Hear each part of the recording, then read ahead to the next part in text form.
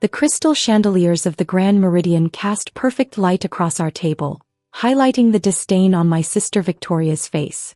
She'd chosen this restaurant specifically, the most exclusive dining room in the city's premier luxury hotel, to make a point.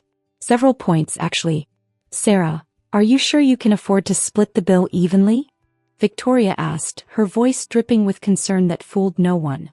"I know things have been tight for you lately." I set down my water glass carefully. "I'm fine, Victoria. Thank you for your concern. It's just that Mom mentioned you're still renting that tiny apartment in Riverside," she continued, addressing the entire table now. My parents, my brother Marcus, his wife Jennifer, and Victoria's husband David all turned to look at me. "At your age, Sarah. Still renting?" Mom shifted uncomfortably. "Victoria, it's my birthday. Can we just—" "I'm only trying to help," Victoria interrupted, her hand finding Mom's across the table. "Family looks out for each other. That's why David and I bought Mom and Dad that timeshare in Aspen. Real property. Real investment." David nodded, his arm draped possessively across the back of Victoria's chair. "It's about building wealth, Sarah. Not throwing money away on rent every month." I took another bite of my salmon. It was perfectly cooked. Chef Antoine knew exactly what he was doing. I'd hired him away from a Michelin-starred restaurant in Paris 3 years ago. "Sarah works in— what is it again?" Jennifer asked, her tone suggesting she'd forgotten something utterly forgettable. "Some kind of consulting?" "Property consulting," I said simply. Marcus laughed. "Property consulting. That's a creative way to say real estate agent, isn't it?" "I work with property management," I clarified, not bothering to correct the assumption. Let them think what they wanted. "Well, there's honest work in that," Dad said, though his tone suggested he thought it barely qualified. "Someone has to show apartments to people who actually buy them." Victoria leaned forward, her designer bracelet, her anniversary gift from David, catching the light. "Speaking of which, Sarah, have you given any thought to what we discussed? About moving back home for a while? Just until you get on your feet properly." "I'm on my feet just fine." "Are you, though?" Victoria's concern was so practiced it almost looked genuine. "Mom mentioned you drive a 10-year-old Honda. And you haven't taken a real vacation in— how long?" "I've been busy with work. Busy showing studio apartments in questionable neighborhoods," Marcus added. "That's not the same as actually being successful, sis." The waiter approached with dessert menus and Victoria waved him away. "We'll order the birthday cake we brought. It's from that bakery on 5th Avenue. $300, but Mom's worth it." $300, Jennifer echoed, making sure I heard the price. "Of course we'll split the cost of the cake evenly too," Victoria said, looking directly at me. "That's about $50 each. Plus your share of dinner. Your portion should be around $230. Can you manage that, Sarah? If not, David and I can cover you. We don't mind helping out family." I smiled. "I can manage. It's just that $280 total is probably significant for your budget," Victoria pressed. "There's no shame in accepting help." Mom's face was flushed. "Girls, please. Can we just enjoy?" "We are enjoying," Victoria said brightly. "I just want to make sure Sarah isn't struggling silently. That's what big sisters are for." She turned to me, her expression shifting to something resembling pity. "You know, Sarah, the firm David works for is hiring administrative assistants. It's entry-level, but it's stable. Benefits, regular paycheck, opportunity for advancement. I could put in a word. I'm not looking for administrative work." "Pride," Dad muttered into his wine glass. "That's always been your problem, Sarah." "I'm just saying," Victoria continued, "at 32, you should be thinking about your future. Retirement accounts. Property ownership. Building something real. Not just scraping by month to month showing apartments to other people." Marcus signaled the waiter. "Another bottle of the Chateau Margaux. The 2015 if you have it." "That's $400 a bottle," Jennifer whispered to me loudly enough for everyone to hear. "But it's a special occasion. Sarah might prefer something more modest," Victoria suggested. "No judgment. We all have different budgets." "The Margaux is fine," I said. Victoria's eyebrows rose. "Are you sure? Your share of that bottle alone would be about $65. On top of everything else." "I'm sure." She exchanged a look with Marcus. That look I'd seen my entire life. The one that said they were humoring their little sister who didn't quite understand how the real world worked. Dad cleared his throat. Sarah, your mother and I have been discussing something. About your grandmother's jewelry. My hand stilled on my fork. The pieces are valuable, he continued. Heirlooms. And we've decided they should go to Victoria and Jennifer. They have homes to display them properly, safe deposit boxes at reputable banks. You understand. Those were supposed to be divided between all of us, I said quietly. That was before we understood everyone's circumstances, Mom said, not meeting my eyes. Victoria has that beautiful display case in her foyer. The jewelry will be appreciated there. Protected. Protected from what? From being sold off to pay rent, Marcus said bluntly. Let's be honest, Sarah. You're one bad month away from financial trouble. Grandma's jewelry is too valuable to risk. Victoria reached across to pat my hand. When you get more established, we can discuss it again. Think of this as us keeping the jewelry safe for the whole family. The waiter returned with the wine, making a show of presenting the label to Marcus. The 2015 Chateau Margaux, sir. Excellent choice. As he poured, Victoria continued her campaign. You know what might really help you, Sarah? If you stop trying to keep up appearances. There's no shame in admitting you're at a different life stage than the rest of us. David and I have the penthouse in Harbor Tower. Marcus and Jennifer just bought that colonial in Westchester. Mom and Dad have their house paid off plus the timeshare. And you? Have a rental in Riverside, I finished. Exactly. And that's okay. Not everyone can be successful in the same way. Some people are late bloomers.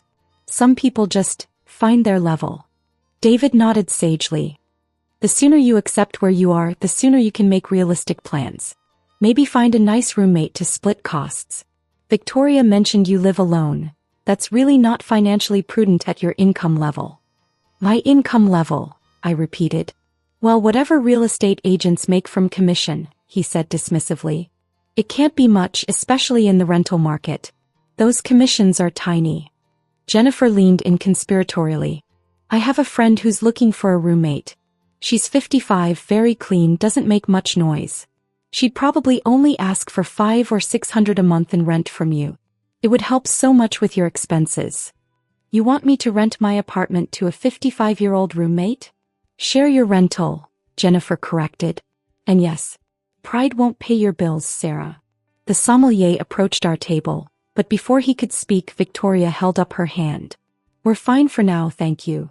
He hesitated, his eyes finding mine for just a moment. I gave him a subtle shake of my head and he retreated. See, that's another thing, Victoria said, having noticed the exchange. You can't just wave away waiters like you're someone important. These people work for tips, Sarah. They need to do their jobs. I wasn't. You were dismissive, she insisted. That's exactly the kind of behavior that comes from insecurity. You can't afford to eat places like this regularly, so when you do, you overcompensate. You try to act like you belong. Marcus swirled his wine. Remember when we were kids and Sarah used to pretend she owned that playground near our house? She'd tell other kids they needed her permission to use the slide. Everyone laughed except Mom, who at least had the grace to look uncomfortable. I was 7, I said. But the pattern was already there, Victoria said, her psychology degree from 15 years ago apparently qualifying her to psychoanalyze me. Delusions of authority.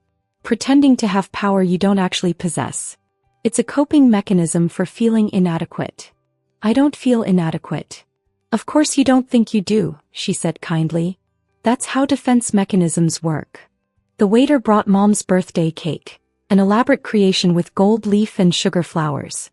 Everyone sang, Mom blew out the candles, and Victoria made sure to photograph everything from multiple angles for her social media. This is the life Mom deserves, Victoria announced. Luxury. Quality. The best of everything. That's why we chose the Grand Meridian for tonight. This hotel represents excellence. Did you know their suites start at $1,500 a night? Their penthouse suite is $12,000.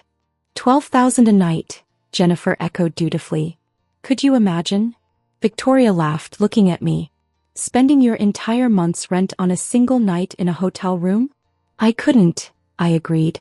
That's why people like us. She gestured around the table, carefully excluding me. Work hard and make smart investments, so we can enjoy places like this, while people at your level. She trailed off meaningfully. Should stick to budget hotels? I offered. Exactly. He seemed pleased I understood. There's no point in you saving up for one fancy dinner when you could be putting that money towards something practical. A better used car maybe. Or furniture that isn't from IKEA. David flagged down a passing waiter. Excuse me, could you tell us about your hotel's membership program? I've been thinking about joining. The waiter, young and clearly new, brightened. Of course, sir. The Grand Meridian Club offers exclusive benefits. Priority reservations, complimentary upgrades when available, access to our executive lounge, 15% off all dining and spa services. Cost. The annual membership is $25,000, sir. Victoria gasped theatrically. $25,000. David, that's actually reasonable for what you get. We should do it. Consider it done, David said, pulling out his platinum credit card. Sign us up. The waiter looked uncertainly at the card. I'll need to have our membership coordinator process this, sir. If you could give me just a moment. Of course, David said magnanimously. Take your time. We're celebrating here. My mother-in-law's birthday at the Grand Meridian. He said the hotel's name like it was conferring status just to be here. After the waiter left, Victoria turned to me. Sarah, you're being awfully quiet. Are you feeling okay? Not overwhelmed by all this? I'm fine. It's just that places like this can be intimidating when you're not used to them, she said. All the formality, the expense, the expectations. I remember my first time at a luxury hotel. I was so nervous I could barely speak to the staff. When was that? I asked. Oh, years ago. Before I met David. I was still figuring out my place in the world, much like you are now. And now you've figured it out? Well, yes, she said, seemingly oblivious to any sarcasm. I married well, invested wisely, built a life of quality. That's the path, Sarah. Find a successful man who can provide stability. Your looks are fading, but you're not hopeless yet. If you lost some weight, updated your wardrobe, maybe got some professional highlights in your hair. Victoria, Mom said weakly. I'm helping, Victoria insisted. Someone needs to give Sarah honest advice. She's clearly not making good decisions on her own. Marcus stood to refill his wine glass from the new bottle. The real question is, how are you going to pay for your share of tonight, Sarah? Did you bring enough cash, or are you going to make us wait while you run to an ATM? I have my card. A debit card, I assume? Jennifer asked. Just make sure you have enough in your account. The overdraft fees are brutal. I'm aware. Are you sure you don't want us to just cover you? Victoria pressed. Seriously, Sarah, I know you're proud, but $345 is a lot of money for someone in your position. With the wine, cake, your entree, appetizers, let us treat you. Early Christmas present. I can pay my share. But should you? Dad asked. Your mother and I worry about you, Sarah. You're living paycheck to paycheck, one emergency away from disaster. Maybe it's time to swallow your pride and accept that you need help. I don't need help. Victoria sighed dramatically. This is exactly what I'm talking about. Denial. Sarah, listen to me as your older sister who only wants what's best for you. You're not doing well. Your life is not where it should be at your age. And instead of accepting help from people who love you, you're clinging to this fantasy that everything is fine. Everything is fine. You drive a 10-year-old car. Victoria nearly shouted. You live in a rental apartment in a mediocre neighborhood. You work as a real estate agent showing apartments for rental commissions. Your entire life is fine, the way fast food is fine, when you're hungry but can't afford a real restaurant. The tables around us had gone quiet. Other diners were pretending not to listen while absolutely listening. Victoria, lower your voice, Mom hissed. No, Victoria said. No, I'm done tiptoeing around Sarah's feelings. She needs to hear the truth. Sarah, you are failing at life. You're 32 years old with nothing to show for it. No property, no husband, no prospects, no savings we can see. You're a cautionary tale. You're what happens when someone has potential but wastes it through poor decisions and stubborn pride. The silence at our table was deafening. Even Marcus looked uncomfortable. Are you finished? I asked calmly. I'm trying to help you, Victoria said, her eyes actually welling with tears. Why can't you see that? Why can't you just accept that you need us? Before I could respond, I saw Richard Chin, the Grand Meridian's general manager, approaching our table. His expression was professionally neutral, but I caught the slight tension around his eyes. Behind him, the young waiter from earlier looked panicked. "Good evening," Richard said smoothly. "I hope you're all enjoying your meal." "We are," David said importantly. "In fact, we were just discussing your membership program. Very impressive establishment you have here." "Thank you, sir. However, I'm afraid I need to address a small matter." His eyes found mine. "Ms. Williams, I apologize for the interruption, but we have a situation that requires your immediate attention. There's been an incident with the penthouse suite. A water leak in the unit above has caused some damage. My staff has contained it, but as owner, you should be informed." The word hung in the air like a bomb. "Owner." Victoria's fork clattered against her plate. Marcus choked on his wine. David's mouth fell open. Jennifer gasped. Mom and Dad froze completely. "Owner." Victoria whispered. Richard's expression didn't change. "Yes, ma'am." I wouldn't normally interrupt Ms. Williams during a private dinner, but given the value of the suite and the extent of the damage, I thought she should be informed immediately. The repair estimates are already being prepared. "There must be some mistake," David said weakly. "Sarah is. She's a real estate agent." "Ms. Williams is the owner of the Grand Meridian," Richard said calmly. "She has been for 4 years. I'm her general manager." He turned back to me. "Again, my apologies for the interruption. Shall I handle the situation, or would you like to review the damage personally?" "Handle it," I said quietly. "Send me the full report and estimates tonight." "Of course." "And..." He paused delicately, his eyes flickering to my family. "The gentleman was inquiring about membership. Should I have that processed?" I looked at David, whose platinum card was still lying on the table. At Victoria, whose face had gone from red to white. At Marcus, who looked like he might be sick. At my parents, who were staring at me like they'd never seen me before. "Actually, Richard," I said slowly, "I believe my brother-in-law was very enthusiastic about joining. Quite insistent, in fact. But given the circumstances, I think we should review our membership policies. Specifically, our policy regarding family members of the ownership." "Of course, Ms. Williams. I'll have our membership coordinator prepare the relevant documentation for your review." "Should I?" He hesitated meaningfully. "Should I also review the current list of complimentary memberships we've extended? I believe there may be some updates needed." Victoria made a sound like a wounded animal. "Wait," Marcus said, his voice cracking. "Sarah, you own this hotel?" "I own the Grand Meridian," I confirmed. "And 3 other luxury properties in the city. Plus the management company that oversees 12 additional hotels across the country. Property consulting, like I said." But how?" Jennifer stammered. "I started with one distressed property 11 years ago," I explained calmly. "Fixed it up, sold it for profit, reinvested. Built a portfolio. Eventually moved into luxury hospitality. It's been quite successful." "How successful?" Dad asked, his voice barely audible. Richard smiled slightly. "The Grand Meridian alone generates approximately $43 million in annual revenue. Ms. Williams's total portfolio is valued at somewhere in the vicinity of $280 million. Though I shouldn't speak to specifics without her permission." $280 million, Mom breathed. "Though that's a conservative estimate," Richard added. "The valuation fluctuates based on market conditions." Victoria was shaking her head. No, this is... You drive a Honda. You live in Riverside. I drive a 2015 Honda because it's reliable and I don't care about impressing people," I said. "I live in Riverside because I own the entire building. It's a 12-unit property that I use as a test facility for new property management systems. I live in one unit and monitor the others." "The jewelry," Dad said suddenly. "We told you that you're giving Grandma's jewelry to Victoria and Jennifer because they have safe places for it." "As I heard."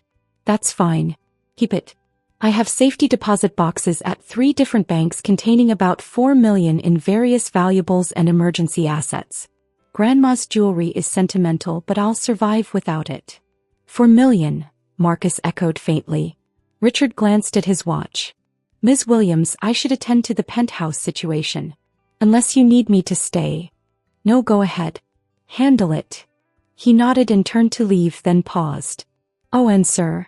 He looked at David.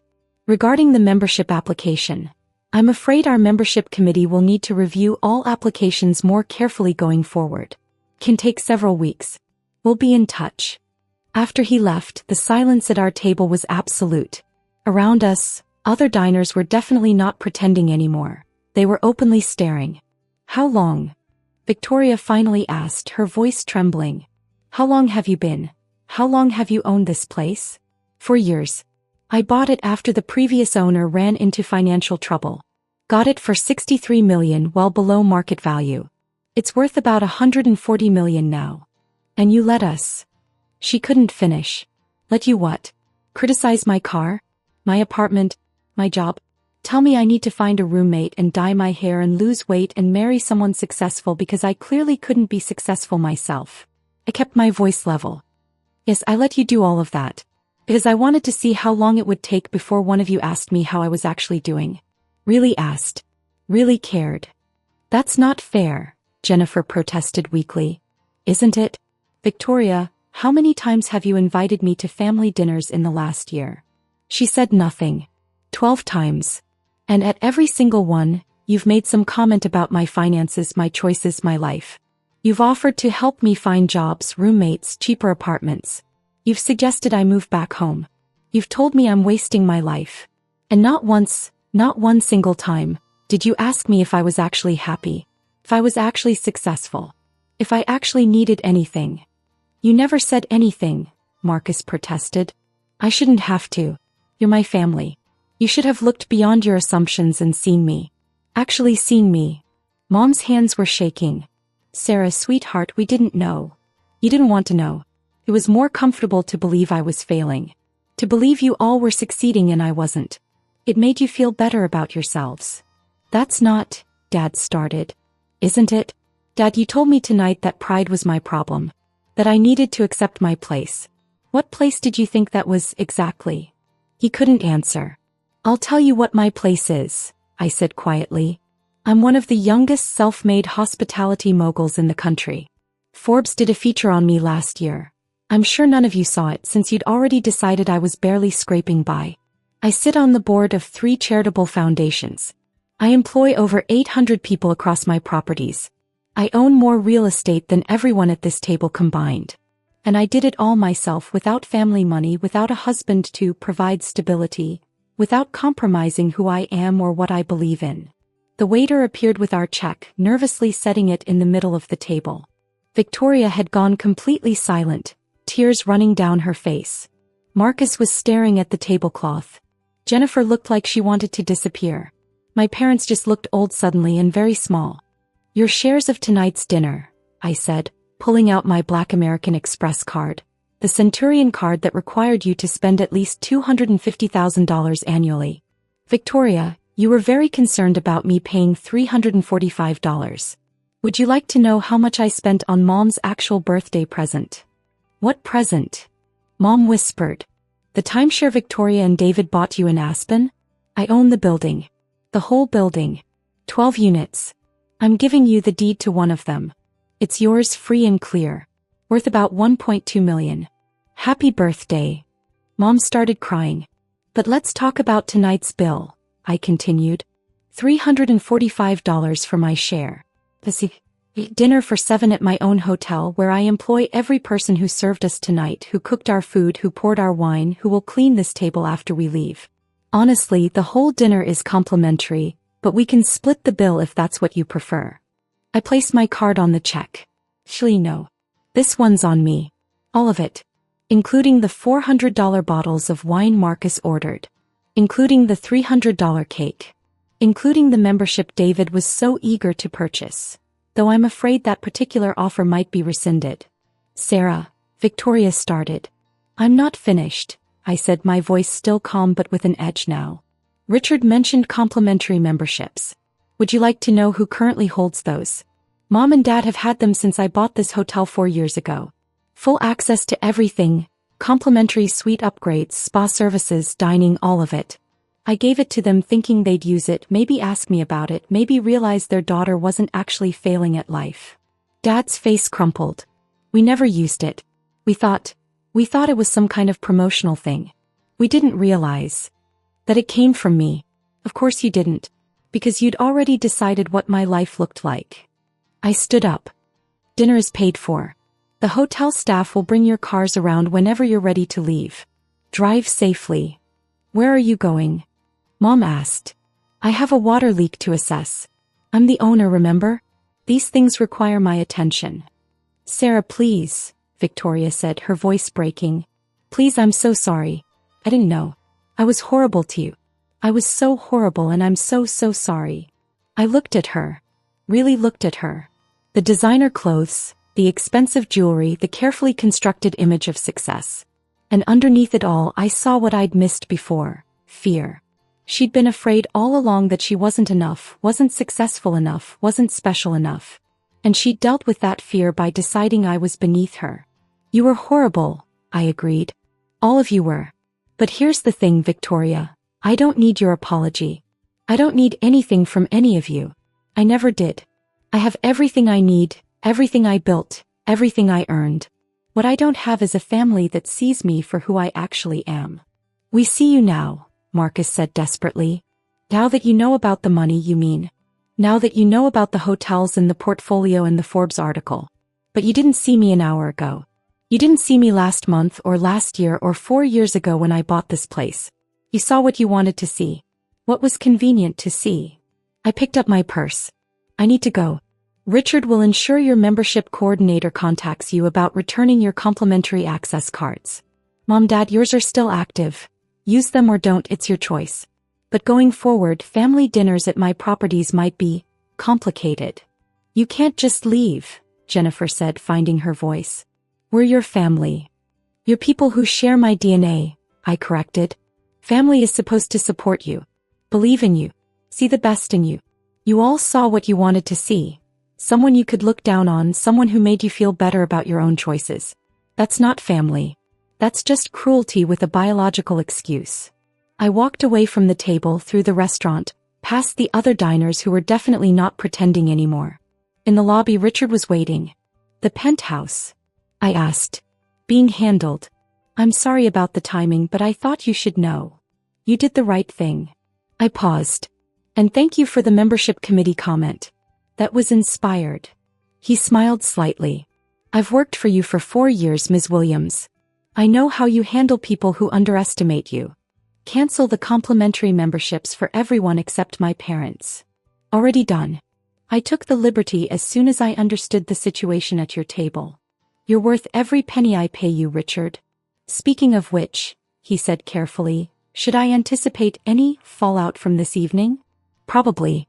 They might try to make a scene, demand to speak to the owner, which would be awkward for them.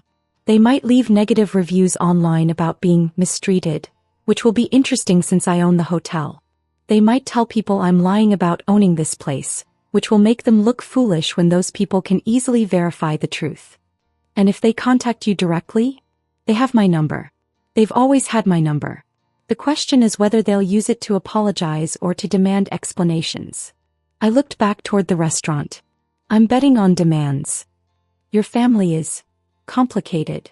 My family is what happens when people spend so much time creating an image of success that they forget to notice when someone actually achieves it. I headed toward the elevator. I'll be in the penthouse if you need me. Ms. Williams. Richard called after me. For what it's worth, you handled that with remarkable grace. Grace is easy when you have nothing to prove, I said. The hard part is remembering that before situations like tonight force you to prove it anyway. The elevator doors closed and I rode up to assess the water damage in a $12,000 night suite that I owned, in a hotel that bore my name on the deed, in a life that I'd built brick by brick while my family decided I was barely scraping by. My phone started buzzing before I reached the top floor. Text messages flooding in.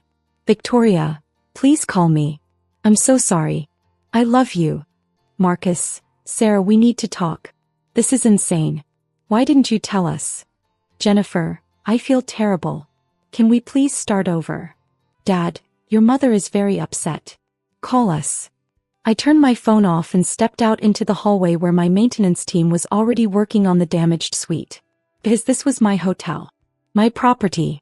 My empire. And I'd built it while they told me to find a roommate. The water damage was minimal. A pipe issue that my team had already mostly resolved. I spent 20 minutes reviewing the situation, approving repairs, checking on the guests who'd been relocated from the affected suite.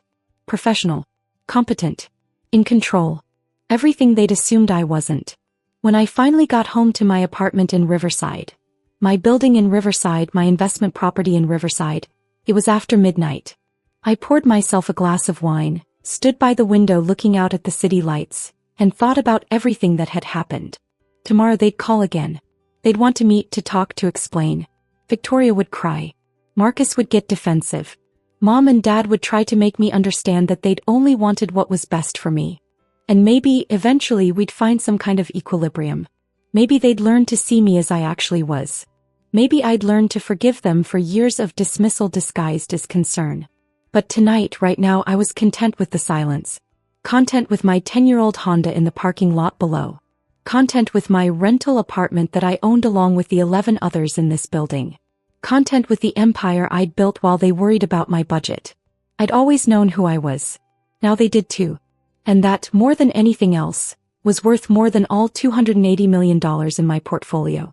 Though I had to admit, the look on Victoria's face when Richard called me owner was pretty priceless too.